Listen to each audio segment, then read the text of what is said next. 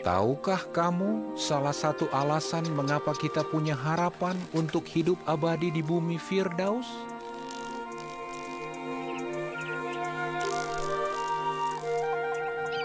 Itu adalah berkat seorang anak lelaki yang mengandalkan Allah.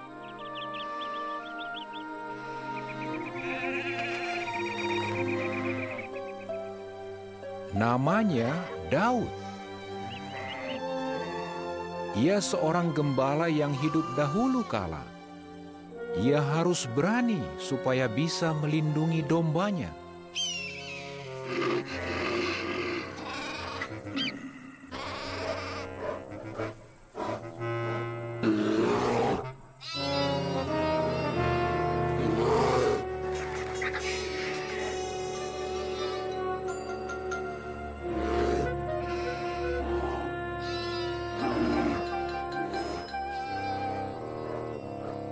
Suatu kali, Daud harus melawan seekor beruang liar.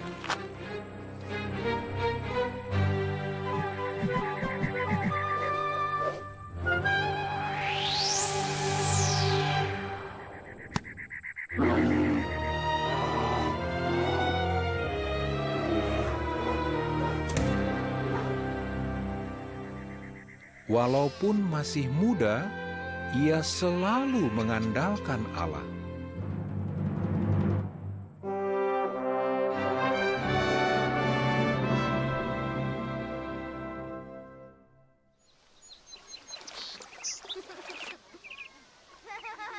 Sekitar 1000 tahun sebelum Masehi, semasa pemerintahan Raja Saul, kehidupan desa sangat sederhana. Tapi Saul tidak menaati Allah dan tidak beriman. Allah Yehua tidak bisa mempercayainya lagi. Maka ia mengutus nabinya Samuel untuk memilih raja yang lebih baik. Ini tugas berbahaya. Mengapa? Jika ketahuan oleh Saul, Samuel akan dibunuhnya. Yehua menyuruh Samuel membawa seekor sapi sehingga ia seolah-olah hanya berkunjung untuk mempersembahkan korban. Jadi, Saul tidak akan tahu maksud kunjungannya yang sebenarnya.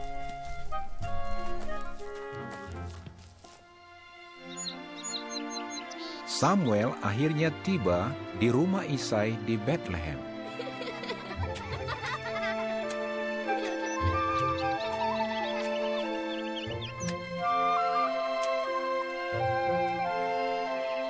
Nah, Isai punya 8 putra. Sewaktu Samuel melihat sang putra sulung Eliab yang tinggi dan tampan, Samuel berpikir, pasti ini orang yang harus kupilih. Tapi Yehua memperingatkan Samuel, jangan terkecoh oleh penampilan. Yang aku lihat adalah hatinya. Samuel lalu melihat ke-6 putra Isai lainnya. Tapi Yehua tidak memilih Abinadab atau Syamah atau semua yang lain. Samuel pun bertanya, apakah ini sudah semuanya? Isai mengatakan bahwa tinggal yang bungsu Daud yang sedang pergi menggembalakan domba. Panggil dia, kata Samuel.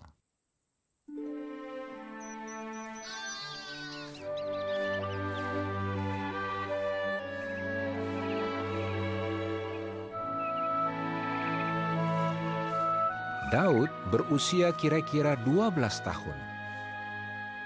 Benarkah Yehua mau memilih dia? Kakak-kakaknya tidak percaya. Sewaktu Daud datang, Samuel melihat seorang pemuda tampan yang indah matanya, tapi ia masih kecil.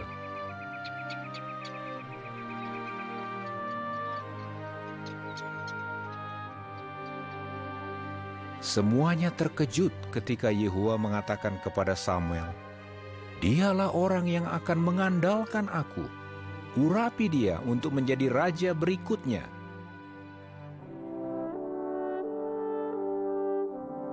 Sejak itu, roh Yehua menyertai Daud.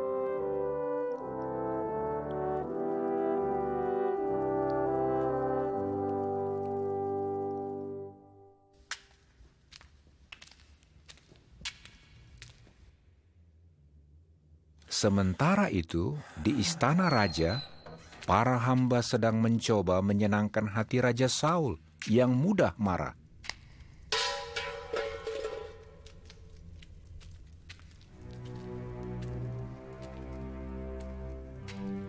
Raja Saul yang jahat sadar bahwa Allah telah menolak dirinya. Akibatnya, Saul jadi mudah marah dan membuat orang ketakutan. Para hambanya menemuinya dengan rasa ngeri. Apa yang harus dilakukan supaya Saul tenang? Ia perlu sesuatu yang bisa menenteramkan hatinya. Seorang pejabat istana menyarankan musik harpa yang menenangkan. Seorang pemain harpa yang mahir dipanggil. Siapa dia? Tak lain ialah Daud. Saul pun menyayangi Daud karena musiknya membuat hatinya lebih tenang.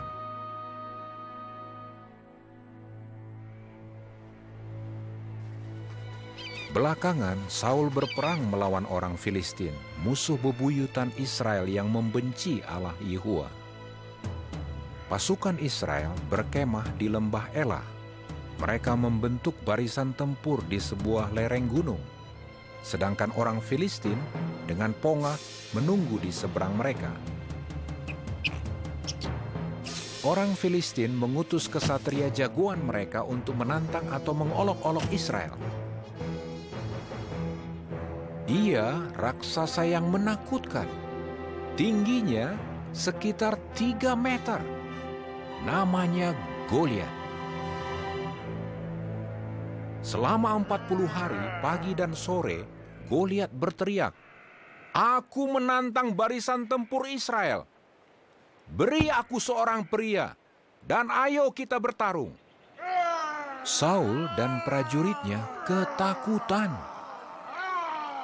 Tidak ada yang mau menghadapi Goliat. Daud membawakan makanan untuk kakak-kakaknya di medan tempur.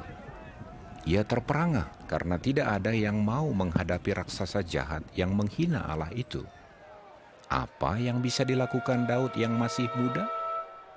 Dengan berani ia mengajukan diri untuk melawan Goliat. Saul mendengar hal itu dan memanggilnya.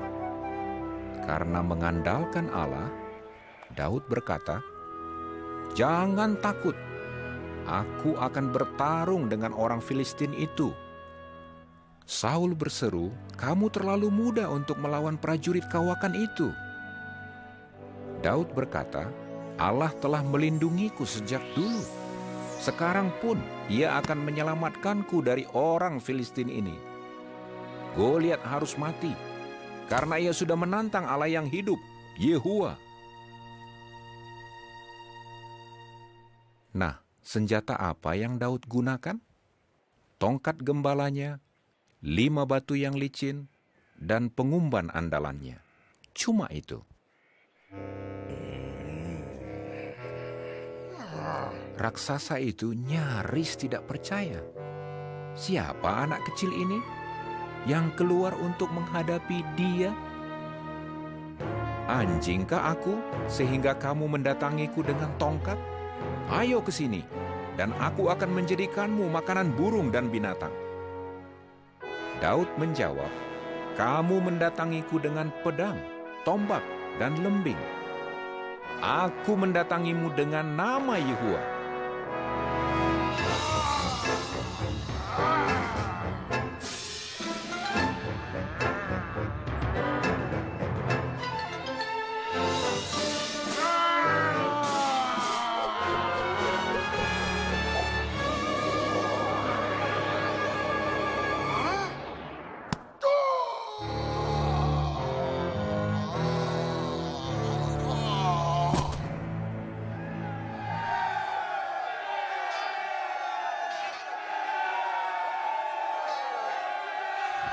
Orang Filistin panik dan lari.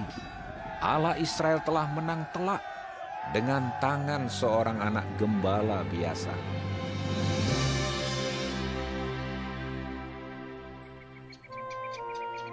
Yonatan, putra Saul, mendengar tentang pertempuran itu. Ia terkesan oleh kemenangan Daud atas Goliat. Bukannya iri, ia mengagumi Daud.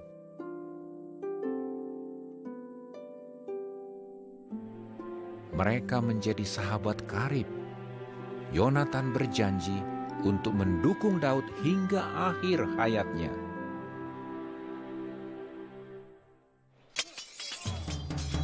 Tidak lama setelah Daud mengalahkan Goliat, Saul menjadikan Daud komandan prajurit. Seraya waktu berlalu, Daud terbukti lebih hebat daripada Saul. Para wanita berkumpul untuk melihat Saul dan Daud sepulangnya mereka dari perang. Mereka menyambut dengan menyanyi dan menari sambil berteriak, "Saul mengalahkan ribuan dan Daud puluhan ribu." Saul geram karena dibanding-bandingkan seperti itu. Ia iri dan marah, lalu mulai tidak menyukai Daud. Ia tidak percaya kepada Daud. Saul pun mulai bersiasat agar Daud terbunuh.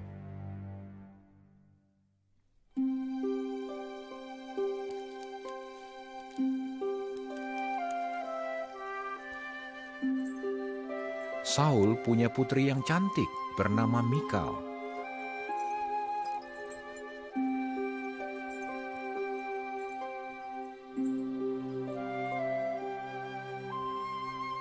Tanpa sepengetahuan Saul, Mikal jatuh cinta kepada Daud.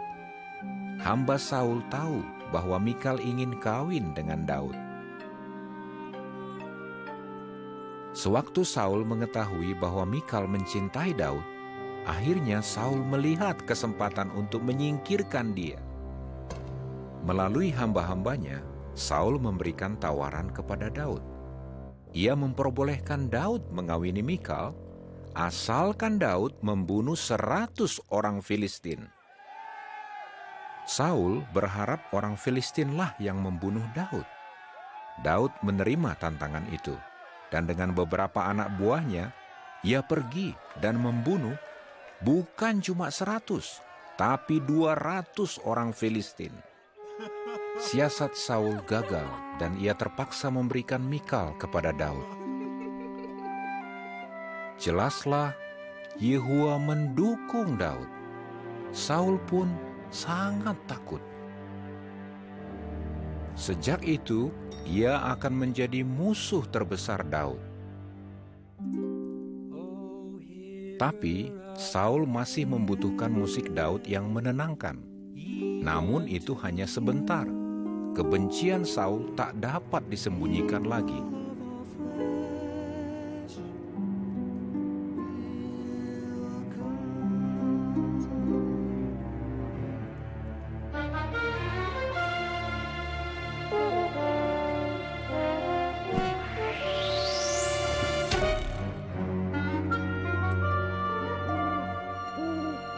Daud lari ke rumahnya.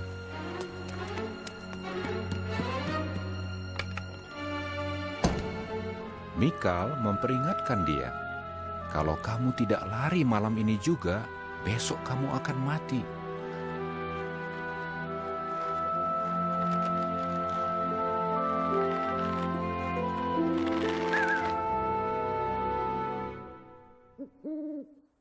Daud dan beberapa anak buahnya pergi ke padang belantara untuk bersembunyi. Saul dan pasukannya mengejar Daud.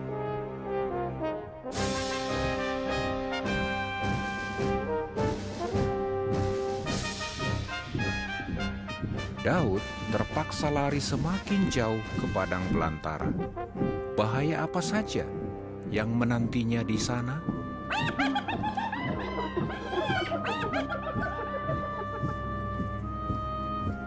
Saul mencari kemana-mana, tapi tidak bisa menemukan Daud.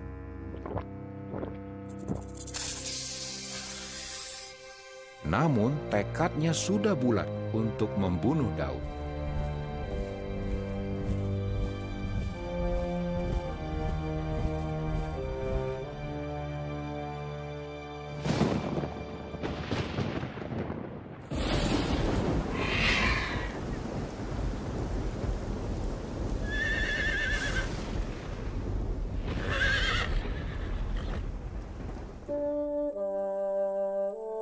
Yonatan mengambil risiko dan pergi mencari Daud.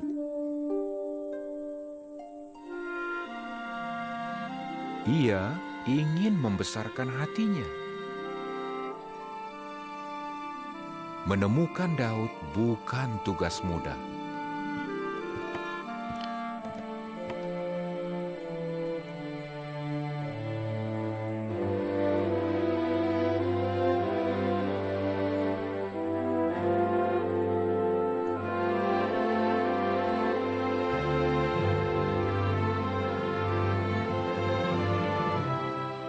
Yonatan meyakinkan Daud, "Jangan takut, ayahku tidak akan menemukanmu.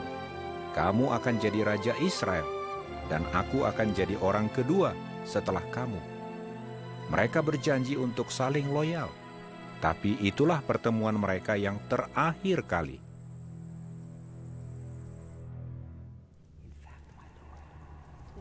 Akhirnya, Saul mengetahui tempat persembunyian Daud. Dengan 3.000 prajurit terbaiknya, ia mengepung Daud.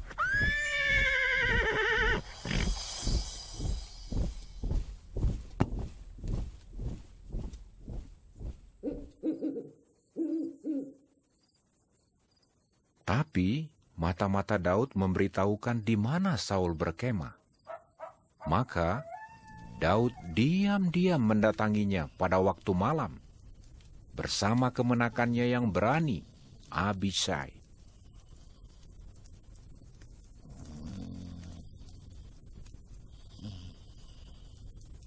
Semua penjaga telah tertidur.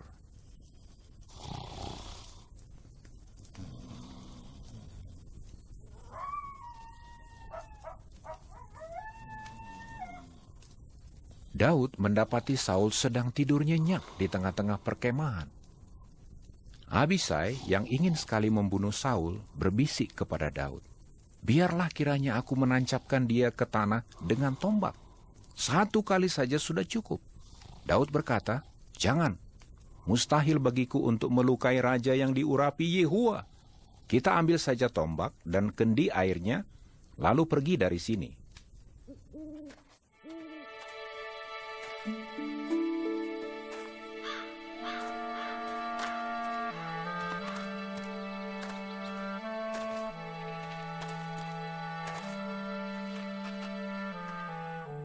Dari puncak gunung di dekat sana, Daud berteriak memanggil kepala pengawal Saul. "Mengapa kamu tidak menjaga tuanmu raja? Bisa saja ada yang membunuh dia. Lihat, aku telah mengambil tombak dan kendi air raja."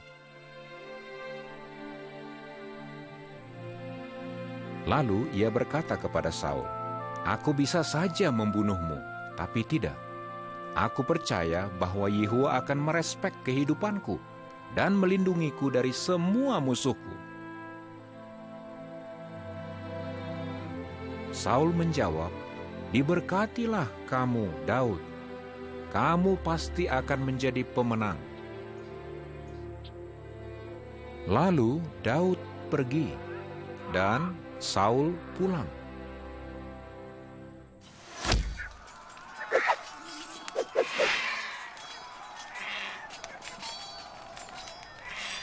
Bangsa Israel terus berperang dengan orang Filistin. Namun, kali ini situasinya buruk. Di Gunung Gilboa, orang Filistin mengepung Saul. Mereka membunuh 3 orang putranya. Salah satunya adalah Yonatan, sahabat kepercayaan Daud. Lalu Saul terkena panah. Ia terluka parah. Daripada dibunuh oleh musuh-musuhnya, Saul menjatuhkan diri ke atas pedangnya sendiri. Ia bunuh diri. Daud yang selalu loyal kepada raja pilihan Yehowa sangat sedih, sampai-sampai ia mengoyakkan pakaiannya. Ia dan anak buahnya menangis, meratap, dan berpuasa. Ia juga menggubah sebuah nyanyian duka cita. "Hatiku amat susah, Saul dan Yonatan telah mati bersama-sama. Saudaraku, Yonatan, kamulah sahabatku yang terdekat dan paling kupercayai.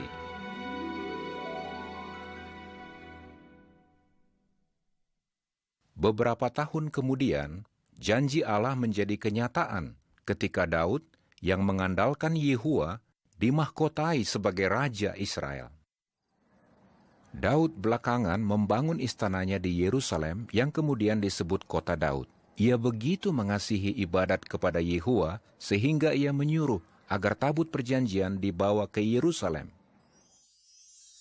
Tabut itu adalah peti suci berlapis emas yang digunakan dalam ibadat kepada Yehua. Selama ini, tabut disimpan di luar kota. Akhirnya, setelah memeriksa petunjuk Yehua dengan saksama, para imam Lewi mengusung tabut yang ditutupi kain di bahu mereka dengan tongkat. Diiringi musik dan sukacita, mereka membawa tabut ke sebuah kemah di Yerusalem. Itulah hari yang sangat penting dan membahagiakan bagi Daud dan Israel. Daud melompat-lompat kegirangan. Ibadat kepada Yehua sedang dijunjung.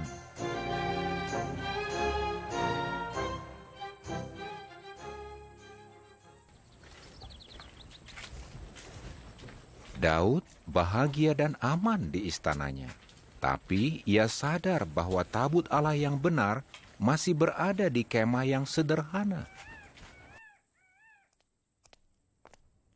Daud ingin membangun bait yang indah bagi Yehua.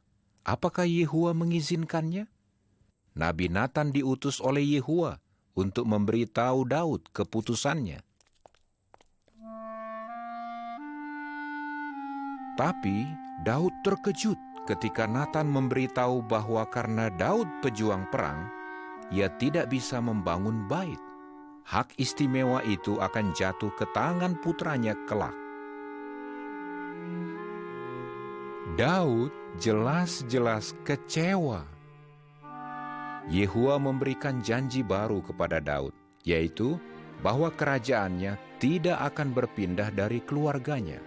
Akhirnya, salah seorang keturunannya akan memerintah selama-lamanya atas seluruh bumi. Ia akan menjadi raja terbaik atas bumi.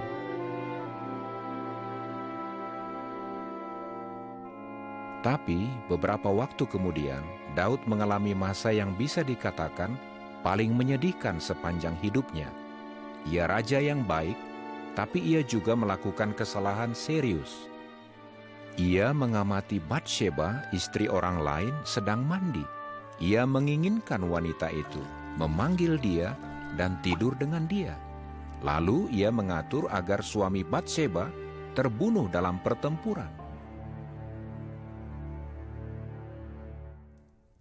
Yehua mengutus Natan kepada Daud untuk memberitahukan betapa besar dosanya. Tapi karena janji kerajaan, ia tidak akan kehilangan nyawanya. Namun, Yehua akan menghukumnya dengan sangat berat. Daud memperlihatkan bahwa ia sangat menyesali perbuatannya. Sambil menangis, ia menulis Mazmur 51. Kasihanilah aku, oh Allah, sesuai dengan kebaikan hatimu yang penuh kasih. Terhadap Engkau, aku telah berdosa, dan apa yang jahat di matamu telah aku lakukan. Yehua mengampuni dosa-dosa Daud yang serius.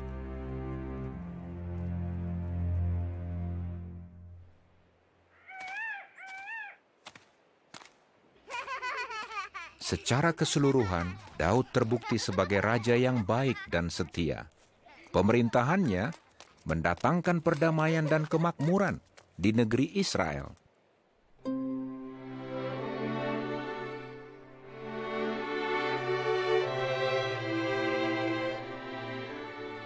Menjelang akhir hidupnya, Daud mengingatkan putranya Salomo yang akan menjadi raja berikutnya tentang berbagai pelajaran berharga yang ia peroleh selama hidupnya.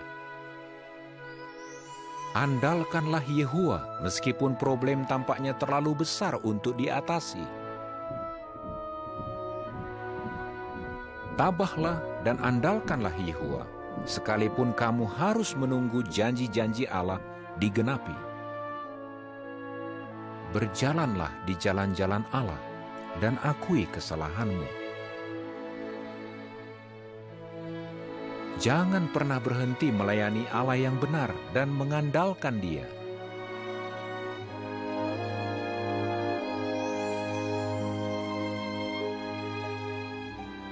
Ingatlah bahwa kerajaan abadi yang Yehuwa janjikan akan datang melalui garis keluarga kita.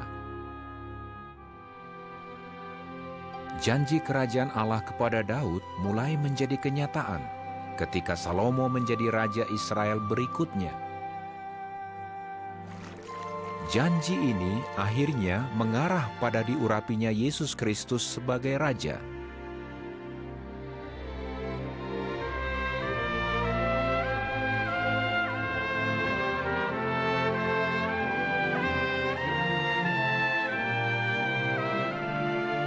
Yesus yang kini memerintah dari surga adalah penguasa yang sah atas seluruh bumi.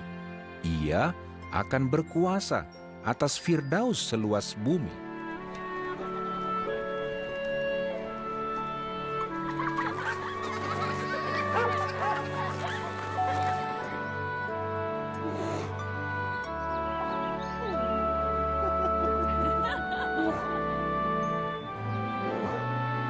Di bawah pemerintahan Kristus, Daud dan Yonatan akan dibangkitkan. Mereka akan bertemu kembali.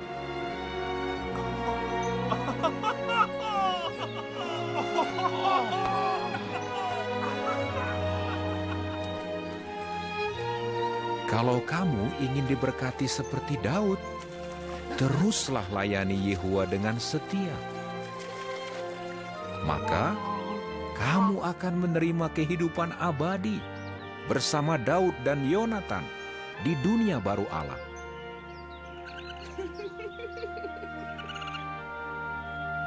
Kamu pun akan diberkati karena kamu mengandalkan Allah.